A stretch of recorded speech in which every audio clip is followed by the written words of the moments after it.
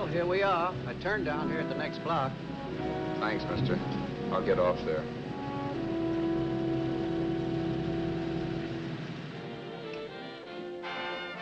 Want anything else? No. Hey, you. Me? Yeah, you. It's where you heading? East. Too bad. I thought if you was heading north, I might be able to help you out. I'm pushing the Salt Lake, and I don't like to ride alone at night. I'm one of those guys that got to talk or I fall asleep. Oh, sure, now, my partner, he's got Lou to keep him company, but I ain't got nobody at all. Where you coming from? West. Yeah, sure, I know, but where, L.A.? Maybe. I got a cousin out in L.A. You don't say. Yeah, he's been out. You're not much of a talker, are you? My mother taught me never to speak to strangers. Oh, a wise guy. So what? Okay, don't get sore. Just trying to be sociable, that's all. Hey, Glamorous. You change for a dime, will you?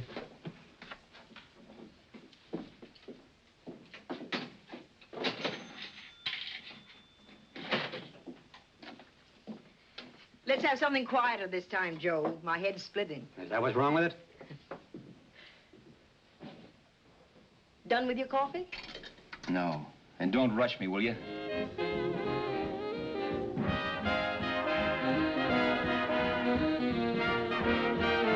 Hey, turn that off. Will you turn that thing off? What's eating you now? Yeah, what's eating you? That music, it stinks. Oh, you don't like it, huh? No, turn it off. Oh, wait a minute, pal.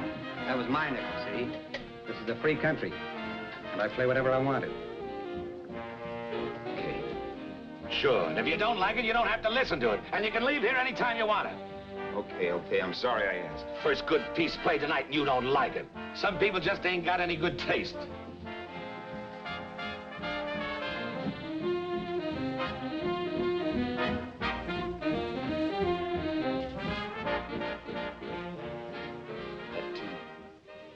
That tune. Why was there always that rotten tune? Following me around, beating in my head, never letting up. Did you ever want to forget anything? Did you ever want to cut away a piece of your memory or blot it out? You can't, you know. No matter how hard you try. You can change the scenery, but sooner or later you'll get a whiff of perfume or somebody will say a certain phrase or maybe hum something. Then you're licked again. I can't believe that you're in love with me. I used to love that song once. So did the customers back in the old Break at Dawn club in New York. I can't remember a night when I didn't get at least 3 requests for it. Sue, she was always selling it too. Those were the days.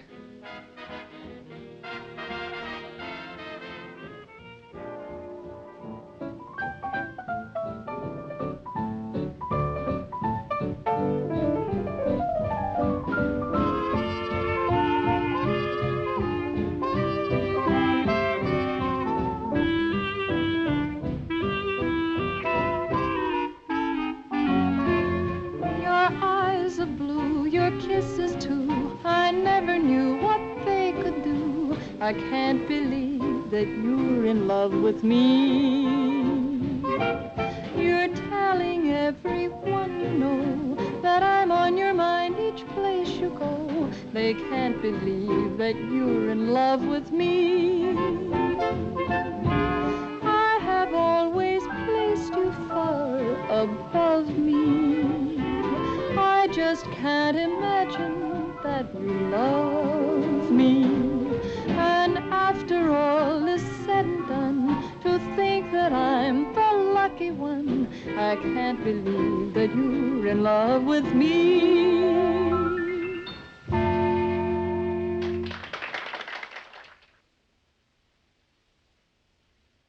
It wasn't much of a club, really. You know the kind. A joint where you could have a sandwich and a few drinks and run interference for your girl on the dance floor. I pounded the piano in there every night from 8 until the place closed up, which usually meant 4 in the morning. A good job as jobs went in those days. Then, too, there was Sue, who made working there a little like working in heaven. But how we felt about each other, well, there was nothing very unusual in that. I was an ordinary healthy guy, and she was an ordinary healthy girl. And when you add those two together, you get an ordinary healthy romance, which is the old story. Sure. But somehow, the most wonderful thing in the world.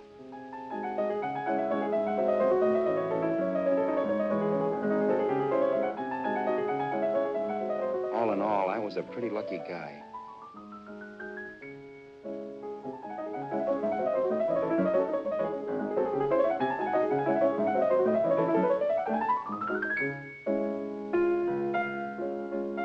Mr. Paderewski, I presume. It's beautiful.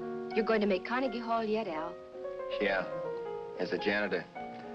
I'll make my debut in the basement. I don't blame you for being bitter, darling, but you mustn't give up hope. Why, someday... Yeah, someday. If I don't get arthritis first. In the meantime, let's blow this trap.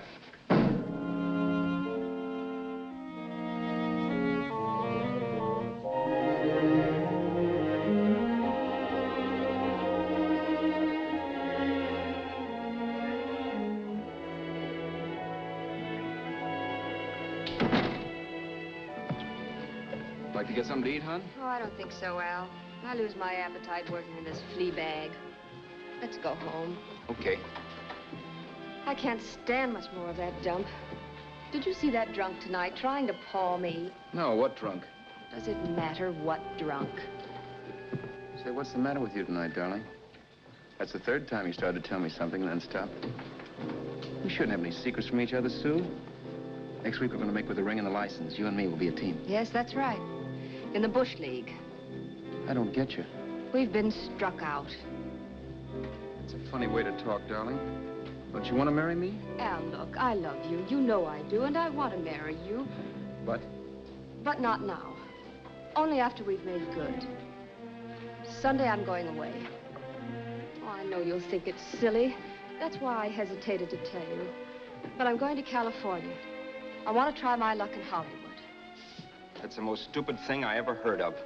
Don't you know millions of people go out there every year and wind up polishing cuspidors? I thought you had better sense. You sound as if you don't think I have any talent. That has nothing to do with it. I'll make out all right. Maybe. But what about me? Doesn't it mean anything to you that you're busting up all our plans? We may not see each other for years? It won't be that long. I thought you loved me. I do. You know I do. Well, here we are. Al. Al, why can't you see my side of it? I'm young. We both are, and we've got all the time in the world to settle down. Really, darling, what I'm doing is the only sane thing to do. I hate the thought of being so far away from you, but we'll be together again someday. Maybe you'll decide to come out too later on. So long. Al, aren't you going to kiss me goodnight? Sure, why not? Good night.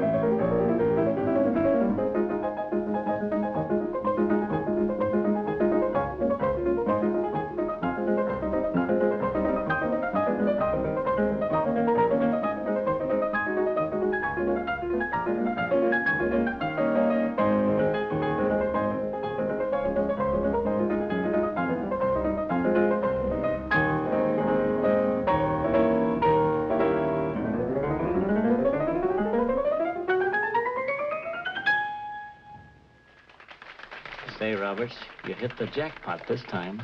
$10. Thanks.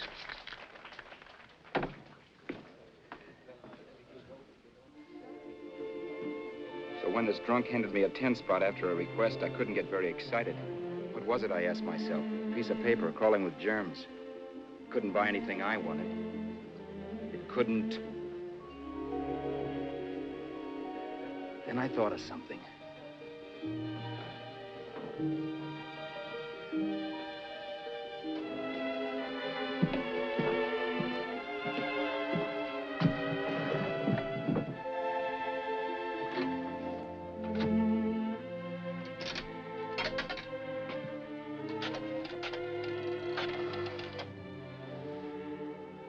Long distance. I'd like to put a call through to Los Angeles. Miss Harvey. Sue Harvey, Harvey. The number is Crestview 65723.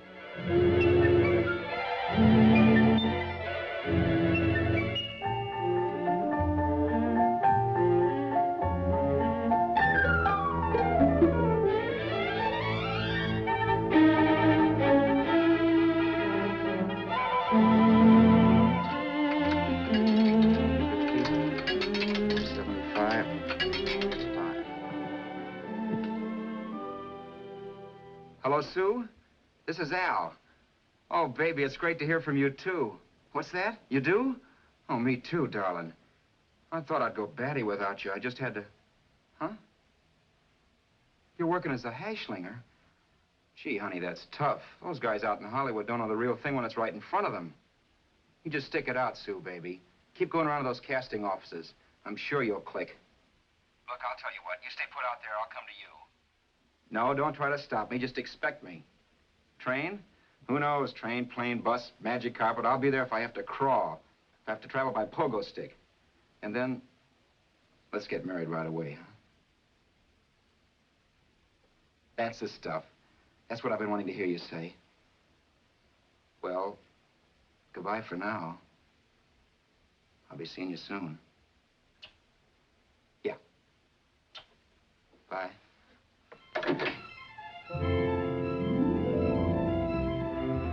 The only way I could cross country was to thumb rides.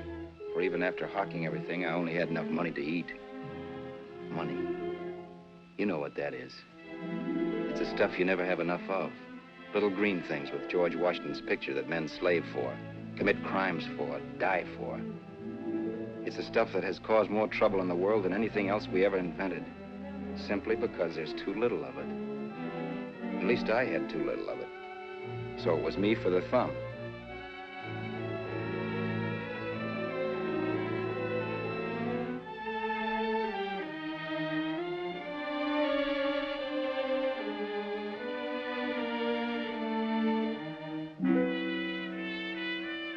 Ever done any hitchhiking? It's not much fun, believe me. Oh, yeah, I know all about how it's an education and how you get to meet a lot of people and all that. But me, from now on, I'll take my education in college or in PS 62, or I'll send $1.98 in stamps for 10 easy lessons.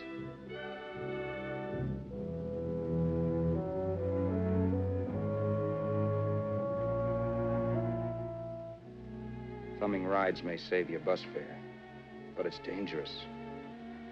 You never know what's in store for you when you hear the squeal of brakes. If only I had known what I was getting into that day in Arizona. Here, throw that in the back seat. Okay, let's go. Make sure that door's closed.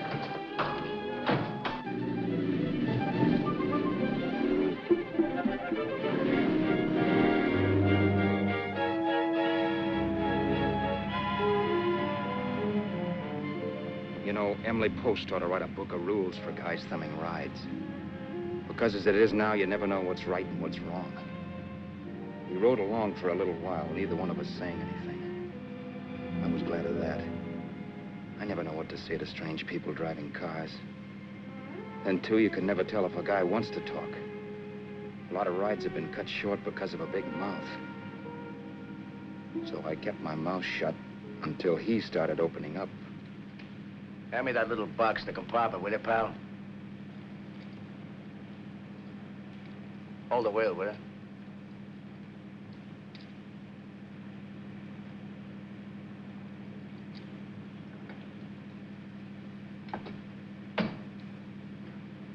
How far are you going? L.A. Wow, you're really traveling, aren't you?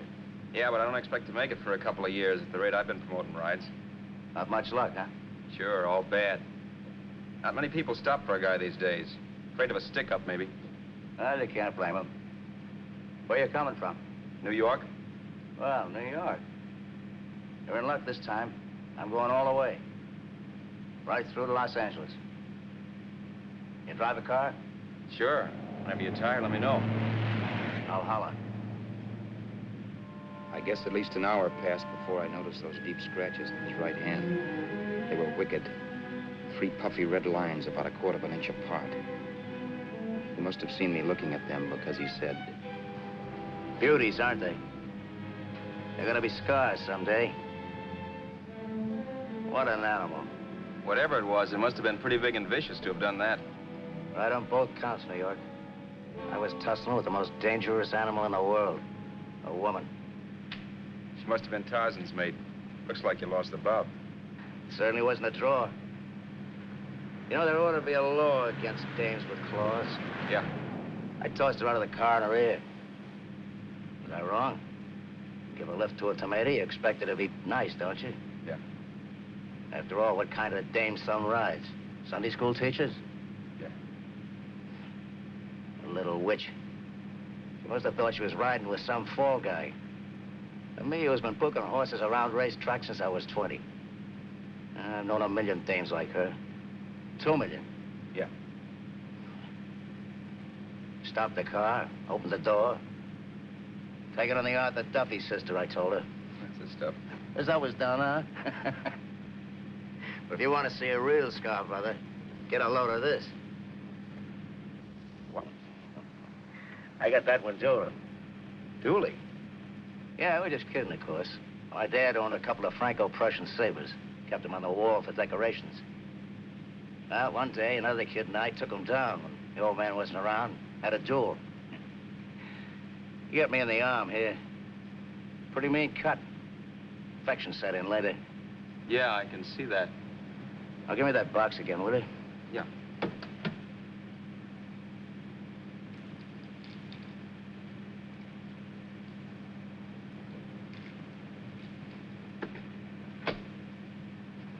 Pain made me lose my head, I guess. Began slashing. Before I knew it, I'd put the other kid's eye out. That was tough. Well, it was just an accident, of course. But you know how kids are. I got scared, decided I was going to run away from home. Old man almost caught me when I was packing my duds. The bloody rag I had wrapped around my wrist hadn't caught his attention. You've seen the bundle for sure.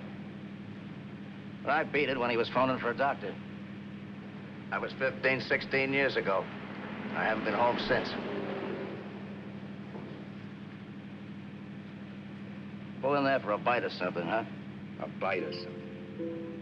Brother, was I hungry. I hadn't had anything in my stomach for hours. Yet even with that gnawing in the pit of my belly, I didn't want to be in too big a rush to put on the feed bag. First, I had to make sure this guy knew the score. If I got him down on me, it was goodbye ticket to Hollywood. I'll wait out here for you, mister. If it's the money, don't worry about paying for it. This time it's on me. Well, that's white of you, Mr. Haskell, think nothing of it. You make your first $1 million, maybe you can do the same for me. Come on, New York. I gotta make the West Coast by Wednesday. There's a horse running at Santa Anita named Bicycle. Means so to me if I'm on him. We'll make it all right. He did most of the talking during the half hour we were in the place. I ate. He rambled on about his old man, whom he hadn't heard from since he ran away as a kid. Now he happened to become a bookie. And then all about how he got rooked in Miami. One race, 38 grand. They cleaned out my book. How do you like that? That was tough luck. Yeah, and I'm supposed to be the smart guy. Well, you just wait. I'm going back to Florida next season with all kinds of jack. And you'll watch those stinkers run for cover. Want anything else? No, thanks. I've had plenty.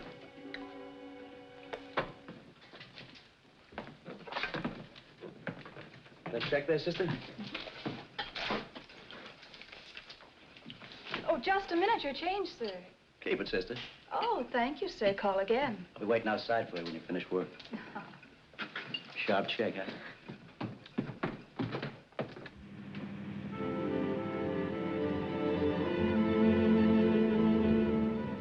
up all that night while Haskell slept like a log. After a while, I began to get sleepy myself. I was happy, though. Soon I'd be with Sue again. The long trip was practically over, and there'd be no more hoofing it down the concrete. I began to think of the future, which couldn't have been brighter if I'd embroidered it with neon lights. It was nice to think of Sue shooting to the top. It's amazing what a full belly can do to your imagination. Your eyes are blue, your kisses too. I never knew what they could do. I can't believe that you're in love with me. You're telling everyone you know I'm on your mind each place you go. I can't believe that you're in love with me.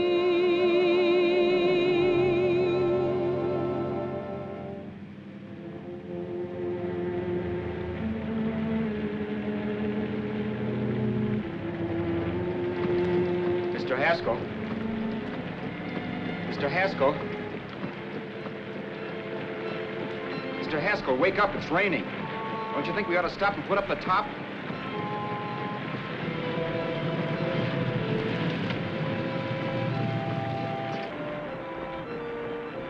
Mr. Haskell, I'm going to put up the top.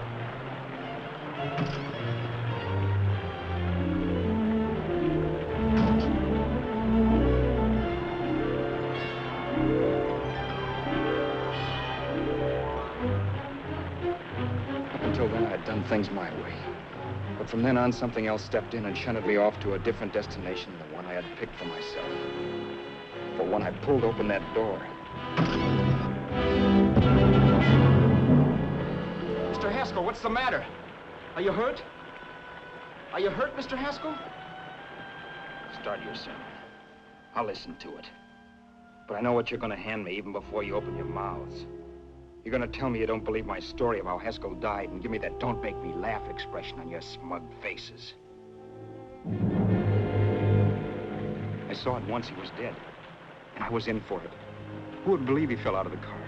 Why, if Haskell came too, which of course he couldn't, even he would swear I conked him over the head for his dough. Yes, I was in for it. Instinct told me to run, but then I realized it was hopeless. There were lots of people back down the road who could identify me. That gas station guy and the waitress. I would be in a worse spot then, trying to explain why I beat it. The next possibility was to sit tight and tell the truth when the cops came. But that would be crazy. They'd laugh at the truth. And I'd have my head in a noose. So what else was there to do but hide the body and get away in the car? I couldn't leave the car there with him in the gully. That would be like erecting a tombstone.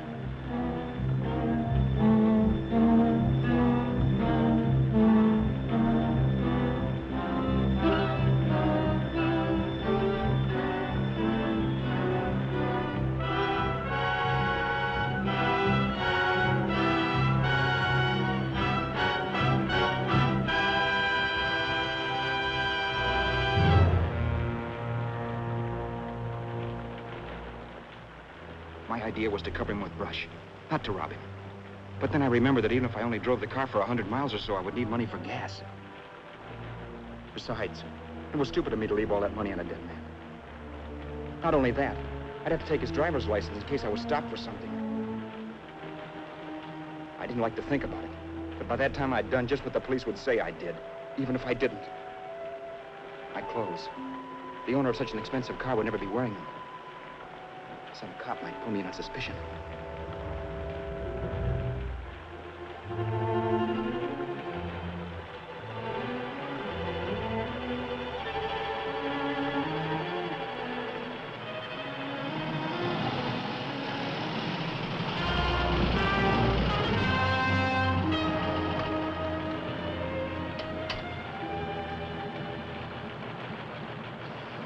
Hey, you, this your car?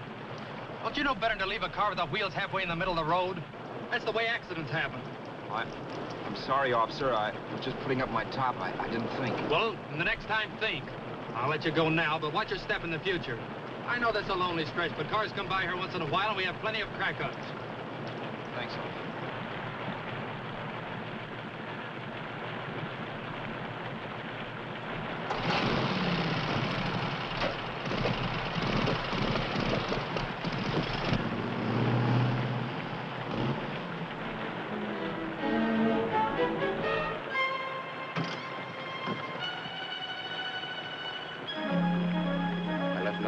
car to give me away as Roberts.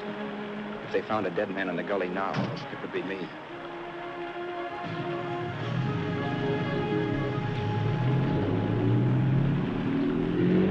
As I drove off, it was still raining. The drops streaked down the windshield like tears. I kept imagining I was being followed and that I could hear sirens back in the distance. Just how long it took me to cover the 60-odd miles to the California state line, I don't know. I lost all track of time. But the rain had stopped and the sun was up when I pulled up to the inspection station. Hello? Carrying any fruits or vegetables? No. Any livestock or poultry? No. I'd like to see your registration and driver's license, please. Anything in the baggage compartment? Just baggage. Charles Haskell, Jr., age 30, brown eyes, dark hair. Identifying marks, none. Are you Charles Haskell, Jr.? Yes. Well, remember, if you're employed and you stay over 30 days, you take out California plates. All right, officer, but I'll only be in the state a short while. Right, you can go now.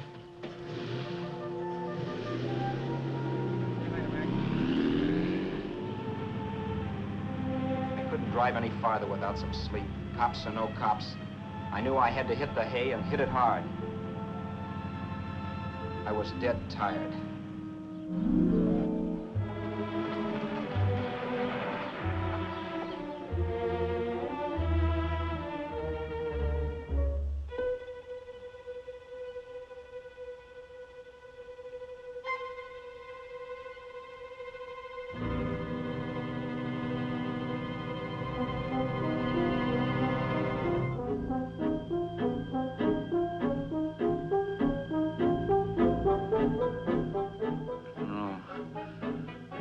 Mr. Haskell.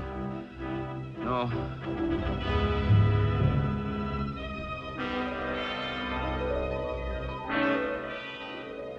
Mr. Haskell, you can't die. I think I did it. No, Mr. Haskell. No. No.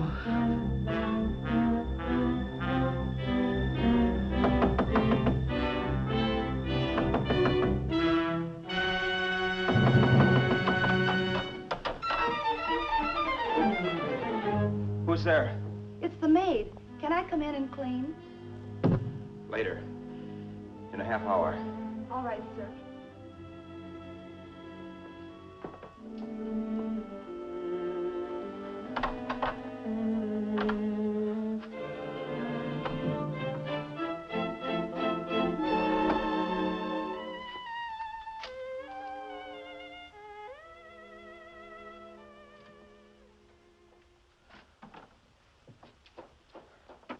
There was no time to lose. Every minute I had to be Charles Haskell was dangerous. And I'd have to be Charles Haskell until I got to some city where I could leave the car and be swallowed up.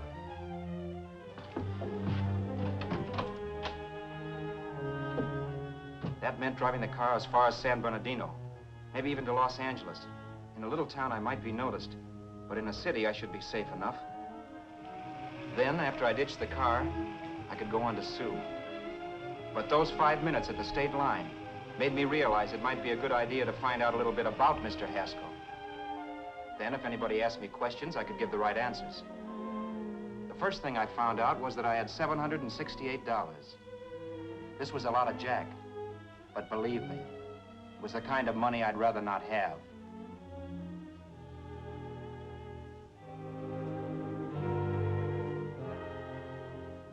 And then I found out from a letter Haskell was carting around in his bag that he wasn't the open-handed, easygoing big shot who went around buying dinners for strange hitchhikers. Before I got done reading it, I saw him more as a chiseler. It was written to his old man in California, the one he hadn't seen in so many years. In it, Haskell posed as a salesman of hymnals, of all things. It was easy to see where Haskell expected to raise a new stake for his book in Miami by rooking his old man. That was about all I found out from his effects, and it was enough. I told myself, maybe old man Haskell was lucky his son kicked off. He would never know it. but it saved him from taking a flyer in sacred literature preferred.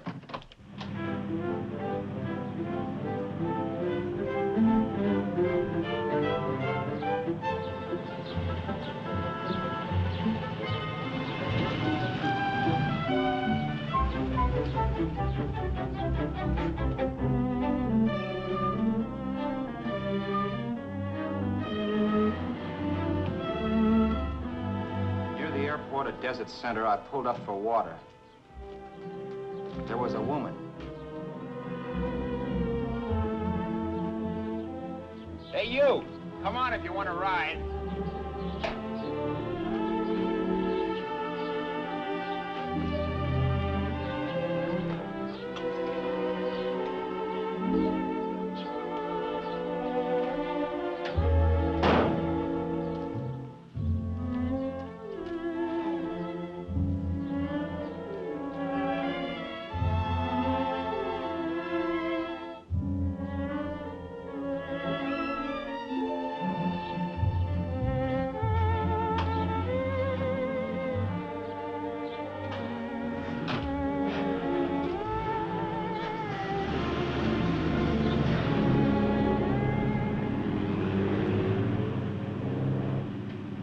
How far are you going?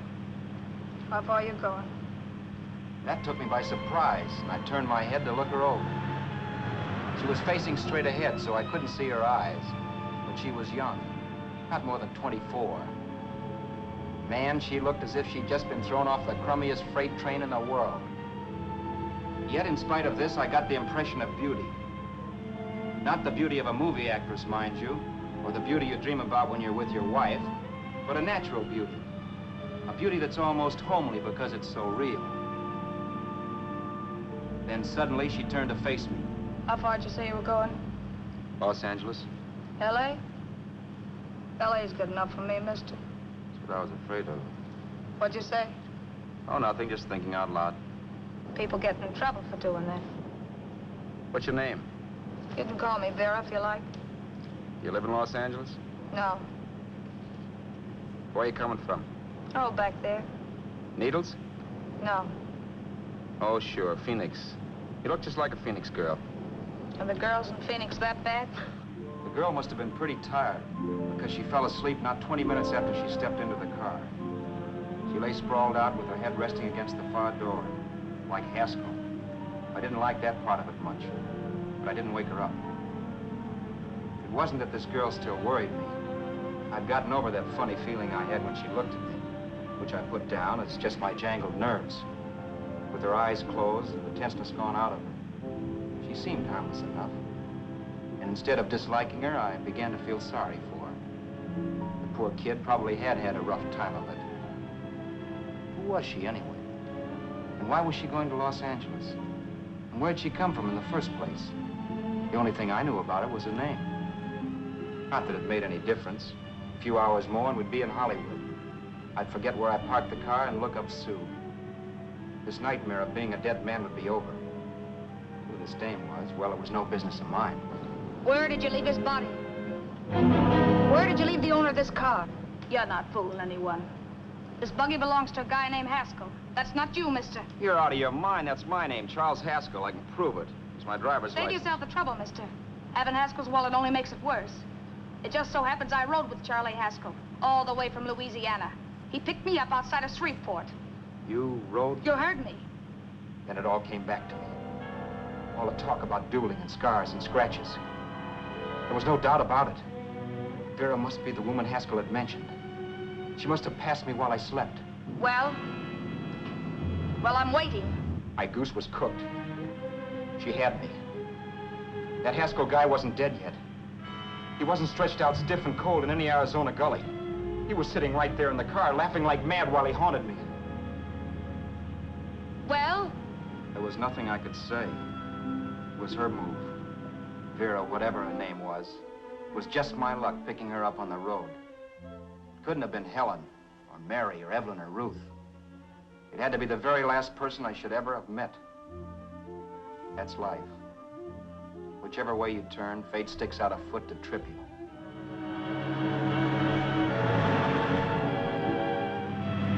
I told her everything, but she didn't believe my story. I should have saved my breath. That's the greatest cock and bull story I ever heard. So he fell out of his car. Say, who do you think you're talking to, a hick? Listen, mister, I've been around, and I know a wrong guy when I see one.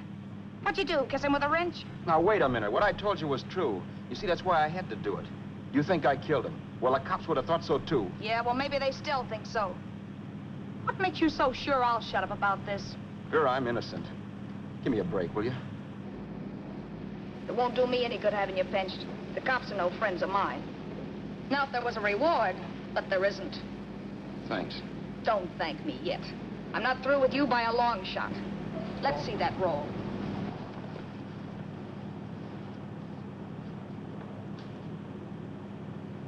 Is that all Haskell had? Isn't it enough? No, I thought he had more. Not that I know of. You can search me. You think I'm holding out on you? Well, maybe I will at that. He told me he was going to bet $3,000 on a horse named Paradisical on Wednesday at Santa Anita.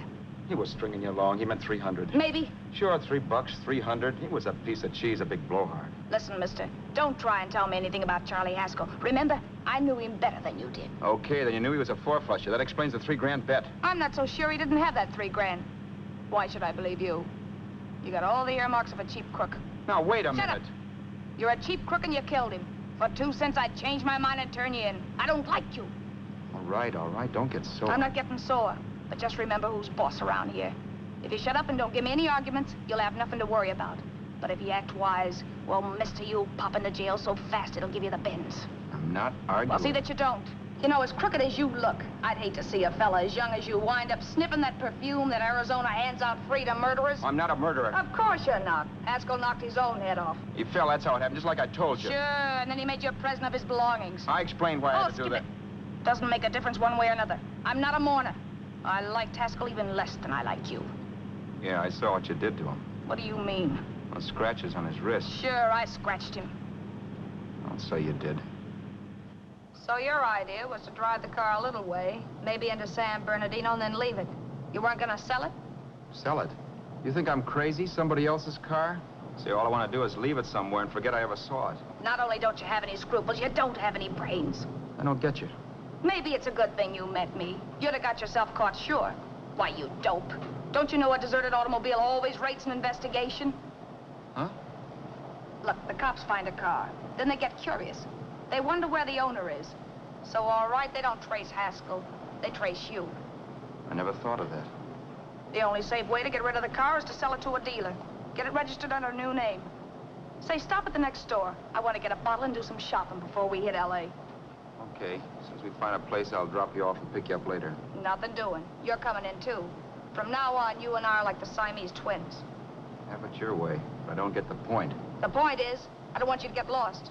I'm not going to beat it if that's what you're afraid of. I'll say you're not. Well, I'm going to see that you sell this car so you don't get caught.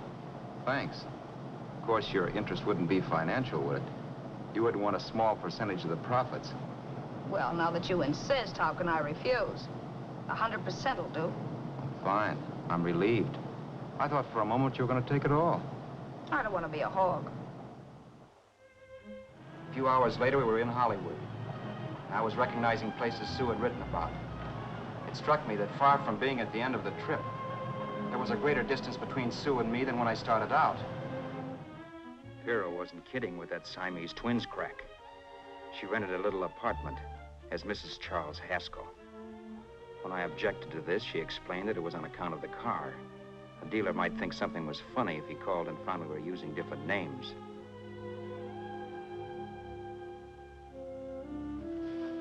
Home, sweet home. Yeah. Not bad, either.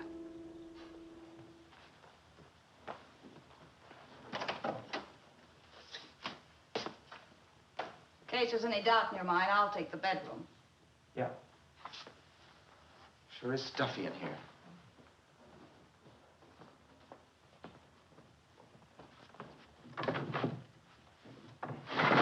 Keep the window shut.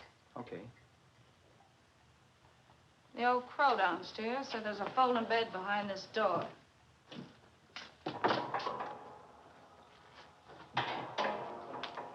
You know how to work it? I invented it. Some joint. One can't have everything.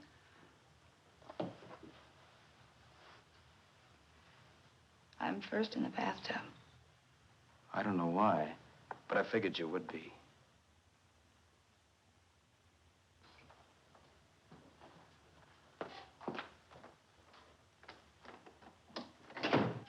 Boy, oh boy. It sure feels good to be clean again. I must be 10 pounds lighter. You must be. Well, hitching rides isn't exactly the way you keep your schoolgirl complexion. I wish that guy with the sax would give up. Gets on my nerves. Forget it. Have a drink. Aren't you afraid I might take you up on it? If I didn't want to give you a drink, I wouldn't have offered it. Why be a sorehead, Roberts? You got yourself into this thing. You should be grateful I'm not turning you in. Why, if I wasn't regular, you'd be in the pen this minute, being photographed, fingerprinted, and being pushed around by the cops. So cheer up. Get rid of that long puss. Or is your conscience bothering you?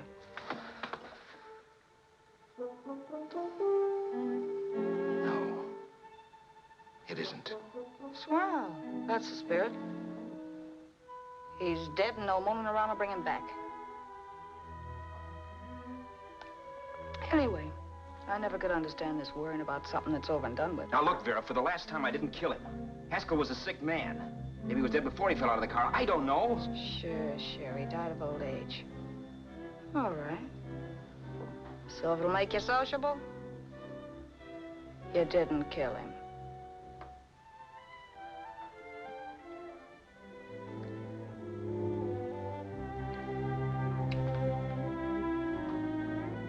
Thanks.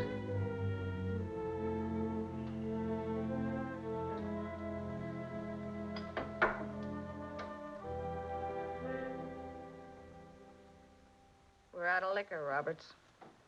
Yeah. Too bad. I felt like getting tight tonight. Well, I think you succeeded. Am I tight? As a prima donna's corset. That's good. I wanted to get tight. Why? What have you got to get tight about? Oh, I don't know. A few things. You should have my worries. If I had your troubles, I'd stay sober. And I've got the key to that door. Yeah. Maybe you're right. I'm always right. You know, I don't like your attitude, Roberts. Well, there's a lot of things I don't like. Sure. But life's like a ball game. You gotta take a swing at whatever comes along before you wake up and find it's a ninth inning. I bet you read that somewhere. That's the trouble with you, Roberts. All you do is bellyache. Instead of taking it easy and, well, trying to make the best of things. But maybe that's what's wrong with the whole world. Get the professor. People knock themselves out trying to buck fate. Now, take you, for instance. You're lucky to be alive. Why, suppose Haskell had pulled open your door. You'd be playing a harp now. Think of that. You think of it. I'm tired of thinking. There's plenty of people dying this minute. I would give anything to trade places with you. I know what I'm talking about. I'm not so sure. At least they know they're done for. They don't have to sweat blood wondering if they are. Your philosophy stinks, pal. We all know we're gonna kick off someday. It's only a question of when. But what's got us on this subject anyway? We'll be discussing politics next. Yeah. Where'd you hide the butts? On the table, sucker.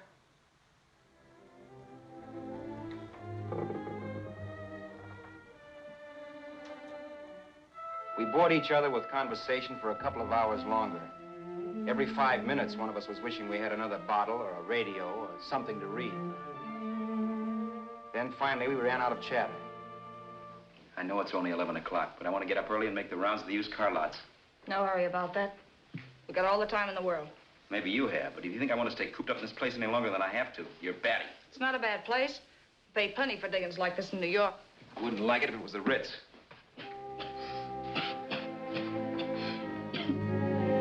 Rotten liquor. You got a mean cough. Want to do something about it. I'll be all right. That's what Camille said. Who? Nobody you know. Wasn't that the dame that died of consumption? Yeah. Wouldn't it be a break for you if I did kick off? You'd be free with all Haskell's dough and car.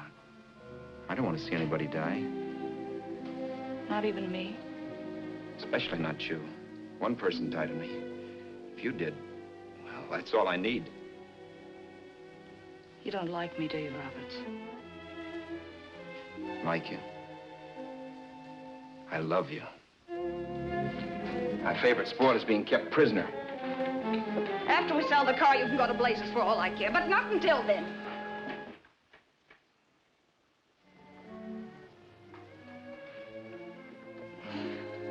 I'm going to bed.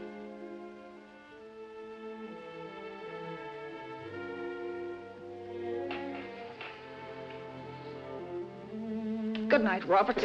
Don't try and sneak away during the night. All the doors are locked. Anyway, if I find you gone in the morning, I'll notify the police. They'll pick you up. Don't worry, I know when I'm in a spot. Well, good night. I hope that portable rack isn't too uncomfortable for you. Don't lose any sleep over it, will you, Vera?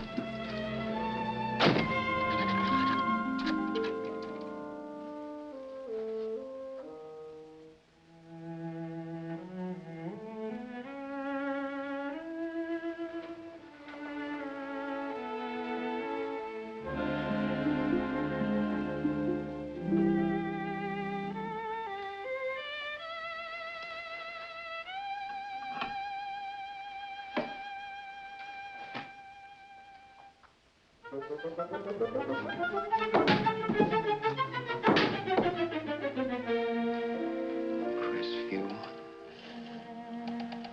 6, 5, 7, 2, 3. Hello? Hello? Hello? Hello?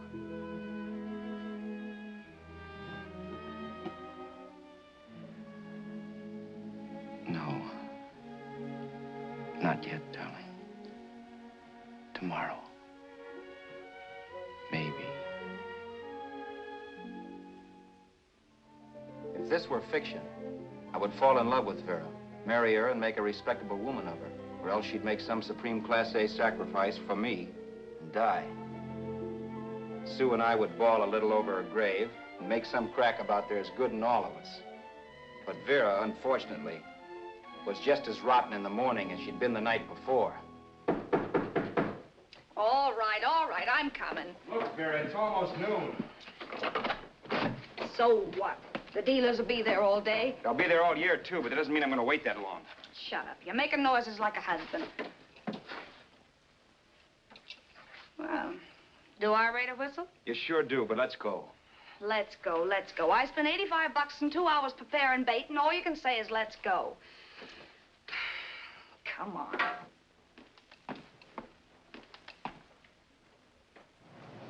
We passed a few used car lots last night down this way.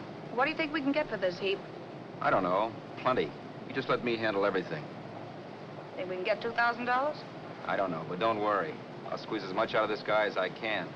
If I let it go cheap without a fight, he might think we've stolen the car. And listen, don't make any slips and call me Roberts. That'll cook us. I don't need you to tell me that. You better just sit by and keep your mouth closed. Remember, we're both in the soup if anything happens. Forget it and drive. You're my wife, Vera Haskell. Look, after the deal's closed, let's go back to that place on Hollywood Boulevard where I saw the fur jacket. I want to buy it. After the deal's closed, I'm saying goodbye to you. That's right, I forgot.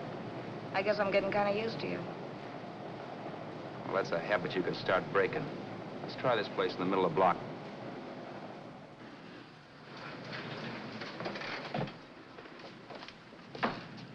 Good afternoon. What can I do for you? We're interested in selling a car. If the price is right. Well, if it's in good mechanical condition, it should blue book for about $1,600. Tony, take a look at this motor. $1,600. Are you kidding?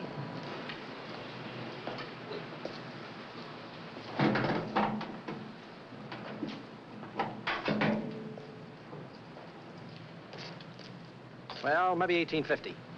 Before I let it go for $1,850, I'll wreck it and collect the insurance first.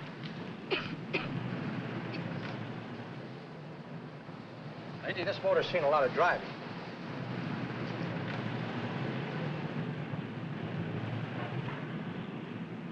Well, the mechanic inspected the car.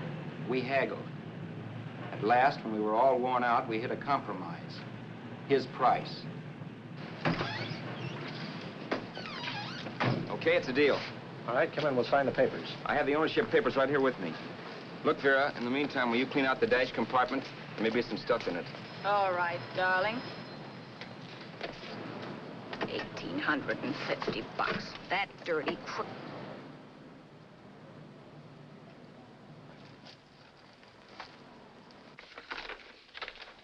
New York, huh? Yeah. But you bought the car in Miami? Yeah. Well, now let's see about the insurance. We can either have it transferred or canceled. What kind of insurance do you have, Mr. Haskell? Well, aren't all the papers there? I don't see any. Surely you know what type of insurance you carry in the car. The name of the company? Yeah, but, Well, if you'll just tell me the name of the company, I'd be very glad to take care of all the details. well, Did you sign the papers yet? not yet. Well, don't. We're not selling the car. Oh, wait a minute, Miss Haskell. Come on, darling. What's the matter? You changed your mind? Yes, I'm sorry. I guess I have. But, Vera... Let's go.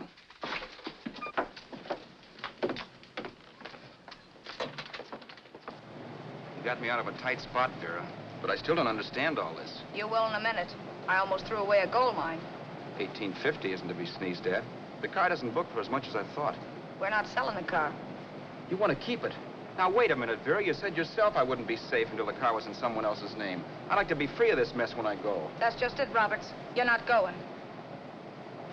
There's a drive-in at the next corner. Pull in there and we'll get a bite to eat. And I'll explain. What is this, another one of your brilliant ideas?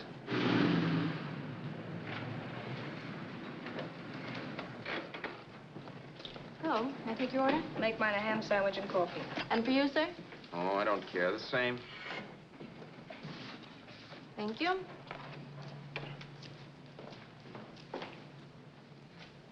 Get this, Vera. I've been pretty patient so far. I've done everything you asked me to do, but no more. Shut up. You've taken Haskell's money. And you can have the dough we get from selling the car. But you're not going to keep me a prisoner. It's a good thing I bought the paper. Take a look at that. Vera, I'm in no mood. Read that.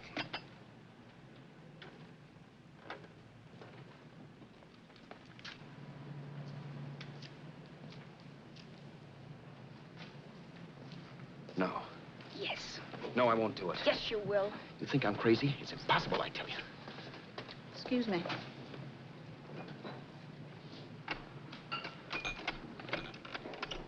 Blow the horn when you're through. No one could possibly get away with an act like that. He'd be wise to me in a minute. Don't be yellow. You look enough like him. The same coloring and the same build. See how his clothes fit you? No kidding, you almost had me fooled for a while. Oh, grow up, Vera. Don't you think a father knows his own son? And there must be other relatives. The father won't have to know you. We'll wait till he gives up the ghost. He's an old geezer and he won't pull through. And as far as other relatives are concerned, they haven't seen you in 15 or 20 years. Eat. I'm not hungry. And I won't do it. It's not as tough as it sounds. Remember, you've got all kinds of identification. His car, letters, license. I could never get away with it. It's the stupidest thing I've ever heard. The old boy has scads of dough. Look in the paper there. Personal fortune assessed at over 15 million. He'll leave plenty, I tell you. Maybe he cut off his son. How do we know? It's out, Vera. I won't have anything to do with it. I think you will. Look, Vera, I'll do anything within reason. But not that. So forget it. Find yourself another stooge. You sap. You'll be fixed for the rest of your life as Charlie Haskell. You can take your inheritance and go away. No more worrying about the rent, no sweating, scheming, wondering where your next meal's coming from. Think about that, Roberts. Vera, please, you're talking too loud. On this, I'm splitting 50-50 with you. Sure, why not? We're both alike, both born in the same gutter. Now, take it easy, Vera. There's people around here. You don't know what you're talking about. We'll wait till we read that old man Haskell's dead. And you show up. Like you read in New York that he was sick. No. Suppose he doesn't die. He will. I know he will. Something tells me. But as much as I insisted I would have no part of her scheme, Vera was taking it for granted I would. Neither of us had our mind on the cards as we played that night. I knew we were just trying to kill time between newspaper editions. This was a death watch for Vera. Maybe it was for me, too. Don't you realize if I'm caught, they'll want to know where I got the car and stuff, and they'll have me on a murder charge. If you're smart, you won't get caught. I knocked with 7. And if I'm caught, don't you realize you'll be out, too? 18 points, that gives me 30. How will I be out? You'll be out $1,850 we would have gotten on the car. Really, Vera, you'd be an awful chump if you threw away all that dough on a dizzy long shot. Let me sell the bus tomorrow. With the money it'll bring and what you've already got, a clever kid like you can run it up in no time. Then we'd both be in the clear. I'll be in the clear anyway. Maybe. Maybe. But if I got caught, I'd get good and sore at you, you know. You mean you'd squeal? Well, no, not squeal exactly. Never mind what you meant. Even if you did tell the cops I was in on it with you, what could they do to me? They might give me the same medicine they gave you. Yeah. A rope. But I'm on my way anyhow. All they'll be doing will be rushing it. All right. But think of the $1,850 you'd lose. You'd kick yourself along the block if you ever let it get away from you. I'll take the chance. Want another drink? You're being a goon. That's the way people wind up behind the 8 ball. Once they get a few dollars, they become greedy and want more. My. Caesar. Who? You know that Roman general? He got his for being greedy. He wasn't satisfied, so the final wind-up was he took the count. A couple of days ago, you didn't have a dime. Why, you were so broke you couldn't pay cash for a postage stamp. Now you've got almost $700 with $1,850 in the offing. Take my advice. Don't try for more. I'm tired of this game. Let's have some blackjack. Play solitaire. Okay, I will if that's the way you feel about it. That's the way I feel about it. Getting sore and throwing things won't help much, Roberts. I'm really doing you a favor. I help you out of a jam by keeping my mouth shut. I show you how to make some soft money. And what thanks do I get? Thanks. Sure. Or would you rather call the cops and tell them you killed a man and stole his money? I didn't kill anybody. Yes, you did. No, I didn't. You know I didn't. All right, then. Suppose I call the cops. If you're innocent, what do you got to be scared of? Okay. Call them, you mutt. Go ahead and call them. See if I care. At least they'll give me a square deal. You want me to call them? You heard me. But I'm warning you. If I'm pinched, I'll swear you were in on it. I'll say that you helped me. If I fry, I'll get even with you. You wouldn't dare. You didn't. Yeah? Then try it and see. Call them. Yeah. Okay, I will.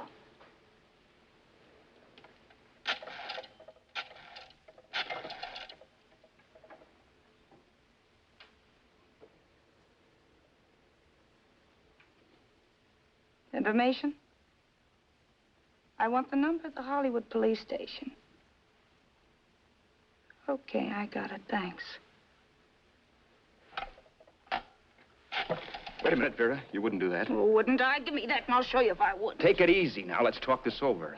This was early in the evening, and the conversation, while hectic, was at least pitched low. But as the minutes passed, and more obstacles to her plan popped into my head, the air got blue. Each word coming from our lips cracked like a whip. I reminded her that as Charles Haskell, I didn't even know my mother's name, where I'd gone to school, the name of my best friend, whether I had an Aunt Emma or not, my religion, and if I'd ever owned a dog. I didn't even know what my middle initial stood for. I also pointed out that the real Haskell had a scar on his forearm.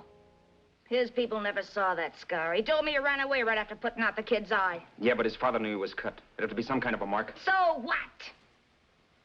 The old man's dead, or will be. I hope by tomorrow morning's papers. Anyway, you could cut yourself a little, couldn't you? Boy, for that kind of dough, I'd let you cut my leg off. You're drunk and you're crazy mad, Vera. Turn me in if you want to, but I won't get mixed up in this. Besides, how do we know? Haskell was such a phony. Maybe he wasn't the man's son at all. Maybe he just dreamed it up. Well, dream it or not, you won't be dreaming when the law taps you on the shoulder. There's a cute little gas chamber waiting for you, Roberts. And I hear extradition to Arizona's a cinch. Where's that phone? Vera! Leave me alone. Vera! Here. I want a phone call, police. I hate you yellow stinker. You leave me alone. I'll let you alone when you promise to leave the phone where it is. You're drunk. You don't know what you're doing. You're hurting me. Will you promise? All right.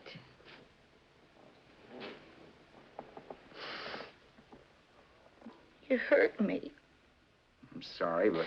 And it's hot in here. Open up a window. It's not hot. Don't tell me. Now, do you do it or do I do it? You're no gentleman, see? Yeah. All right. I'll open up the window. Vera!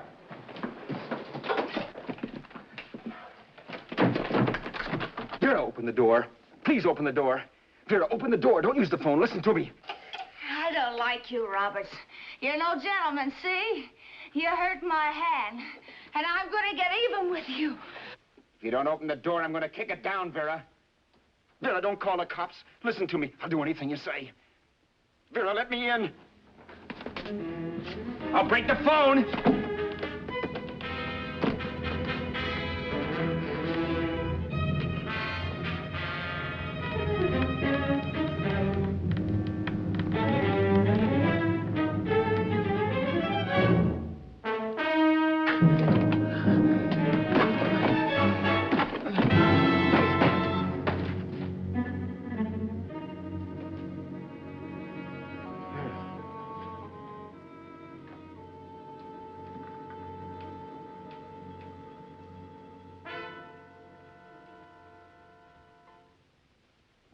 The world is full of skeptics.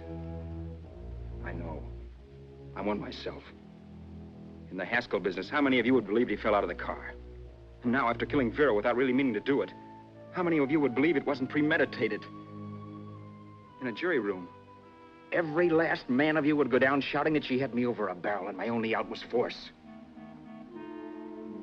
The room was still. So quiet that for a while I wondered if I had suddenly gone deaf. It was pure fear, of course. And I was hysterical. But without making a sound. Vera was dead.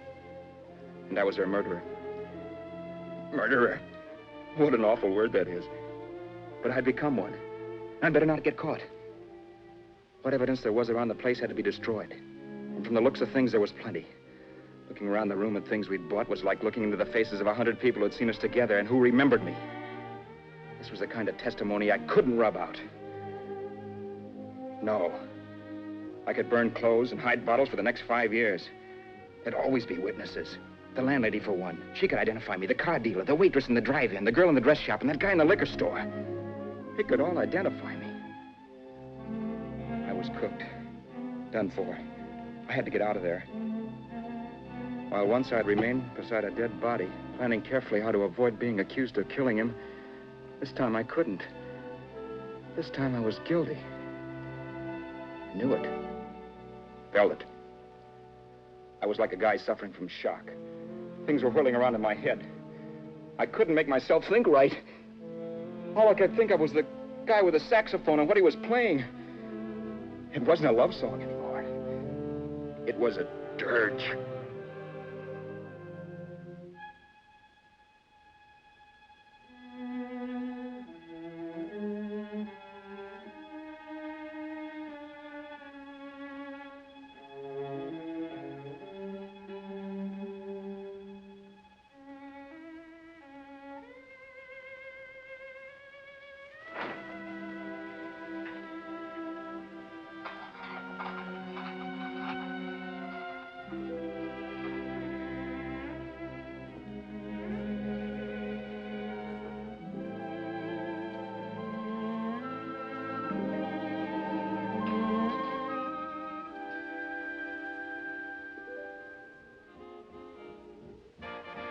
My problems weren't solved. I had to stay away from New York for all time. Because Al Roberts was listed as dead and had to stay dead. And I could never go back to Hollywood. Someone might recognize me as Haskell. Then, too, there was Sue. I could never go to her with a thing like this hanging over my head. All I could do was pray she'd be happy.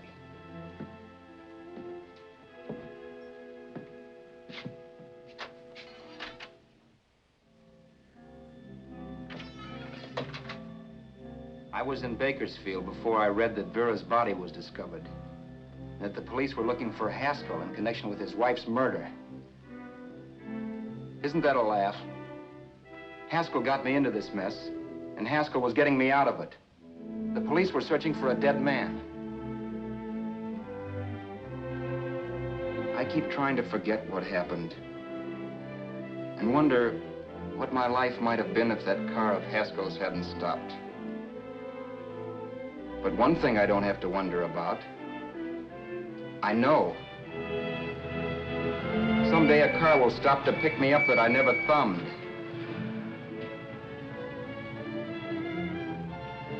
Yes. Fate, or some mysterious force, can put the finger on you or me for no good reason at all.